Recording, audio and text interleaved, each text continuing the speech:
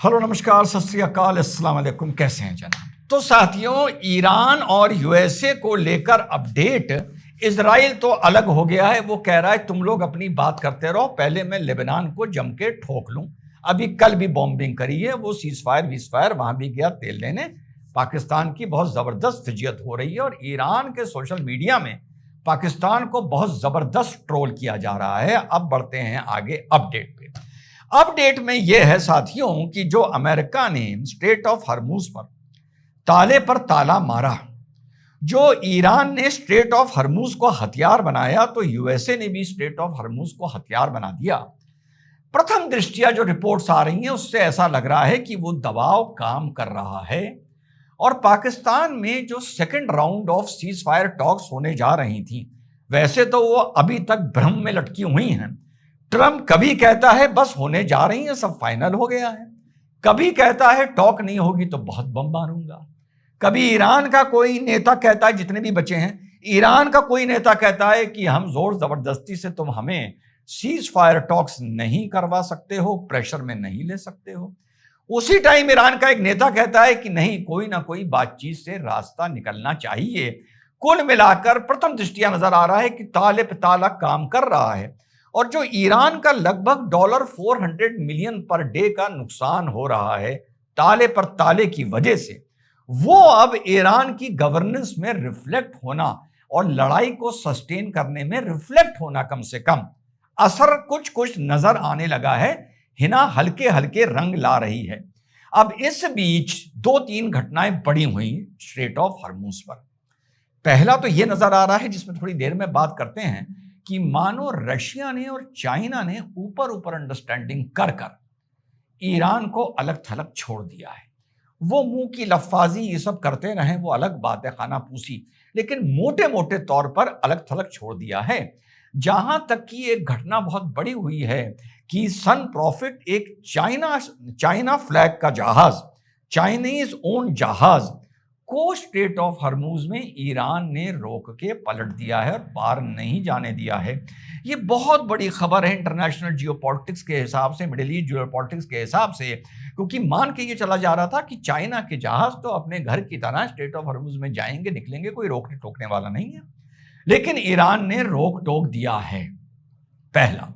दूसरा यह है कि अमेरिका ने भी अपनी हीट को ताले पे ताले को आगे बढ़ाते हुए, जो इनका तोश्का जहाज था ईरान का, चाइना से आ रहा था, कार्गो शिप था, उसको रोका। उसने सुना नहीं। 6 घंटे तक वार्निंग चलती रही, उसने नहीं सुना। फिर उसने कहा कि आप इंजन रूम खाली कर दीजिए, हम इंजन रूम पर फायर कर रहे हैं, और इंजन रूम पर फायर करके कार्गो शिप के इंजन रूम में आग लगा दी। उसके बाद वहां पर मरीन्स पहुंचते हैं और पूरे जहाज को टेक ओवर कर लेते हैं। उसके बावजूद भी ईरान ने कोई अभी सैन्य रिटेलिएशन नहीं किया है और कहीं ना कहीं बात करने और ना करने के बीच में झूल रहा है। इससे अब कुछ नजर आ रहा है कि ईरान अब अंदर अंदर कहीं ना कहीं चिटक रहा है।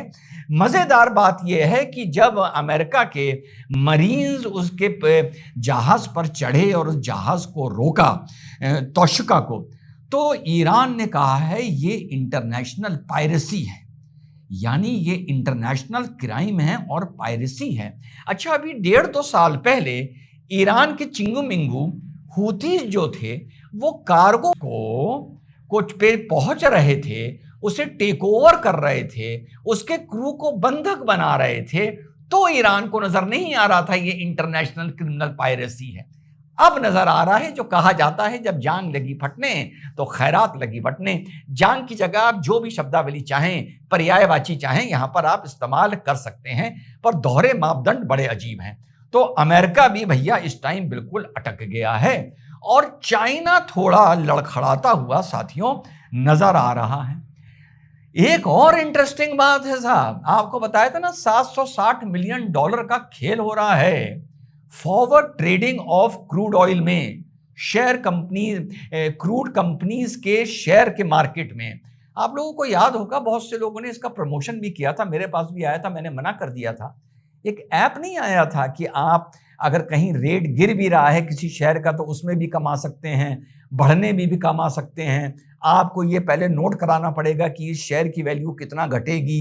याद है बहुत से लोगों ने इसका ऐड किया था पैसों के मारे, लेकिन फाइनेंशियल चीजों से जुड़े मैं कभी प्रमोशन करता नहीं हूं, तो मैंने उस कंपनी को मना कर दिया था। उसी तरह की ट्रेडिंग में डॉलर 760 मिलियन से बढ़कर खेल 1 बिलियन डॉलर का हो गया है सट्टा बाजार और शेयर बाजार में, कि कब क्रूड ऑयल की वैल्यू गिरेगी और कब बढ़ेगी। यह अपने आप में साथियों बड़ी इंटरेस्टिंग बात है। अब इसके साथ साथ एक चीज अब साथियों साफ नजर आनी शुरू हो गई है कि रशिया ने और चाइना ने धीरे धीरे ईरान का साथ छोड़ दिया है। रशिया ने जो साथ छोड़ना शुरू किया, जो रशिया का control Bushehr nuclear power plant था, जो अकेला ऑपरेशनल न्यूक्लियर पावर प्लांट था ईरान का, जहां पे लगभग 118 रशियंस मौजूद थे, वो रशिया ने धीरे धीरे कर लगभग पूरा खाली कर दिया है। और ईरान को छोड़कर उनके जो भी वहां पर लोग मौजूद थे वो रशिया वापस लौट गए। और जब स्ट्रेट ऑफ हरमुज पर ताले पर ताला लगा तो रशिया ने मौके का चौका मारते हुए सीधे चाइना के साथ अभी 10 दिन पहले एक एग्रीमेंट किया कि क्रूड ऑयल मैं तुम्हें बड़ा बढ़िया दूंगा और ट्रांसपोर्टेशन कॉस्ट भी नहीं आएगी, क्योंकि वो ऊपर से सिर्फ रशिया से चाइना आना है, यहां से पूरा घूम के श्रीलंका के नीचे से होते हुए स्टेट ऑफ मलाक्का के होते हुए वो चाइना पहुंचता था। तो आपको छूट भी मिलेगी और माल भी आपको डिलीवरी टाइम पर मिलेगी। सीधा सीधा नजर आ रहा है कि रशिया ने 3-4 मैसेज दिए हैं। चाइना को मैसेज दिया है कि तुम्हें इतनी दूर ईरान से ऑयल लेने की जरूरत क्या है, तुम्हें जितना सस्ता वहां पर मिल रहा है उतना मैं तुम्हें दूंगा। रशिया ने ईरान को मैसेज दिया है कि देखो भाई, तुम्हारा छिना हुआ मार्केट या तुम्हारा बंद हुआ मार्केट मैंने भुना लिया है, क्योंकि अगर रशिया चाइना से ये डील ना करता तो चाइना ब्लॉकेड तोड़ने के चक्कर में लग जाता। तो वहां भी फिलहाल चीज न्यूट्रल होती नजर आ रही है कि रशिया ने ईरान को भी मैसेज दिया है कि तुम्हारा जो मार्केट हाथ से निकल रहा था वो मैंने भुना लिया है। और साथ साथ अमेरिका को भी ये मैसेज दिया है कि अगर मैं ना भुनाता तो चाइना इस ब्लॉकेड को तोड़ता तो मामला बहुत बिगड़ जाता। अब मेरे चक्कर में चाइना भी इस ब्लॉकेड को नहीं तोड़ेगा। तो ये बात तो हो गई रशिया की। चाइना का यह है कि चाइना सस्ते दामों पर ईरान से ऑयल लेता था और इनको टेक्नोलॉजी हैंडओवर करता था।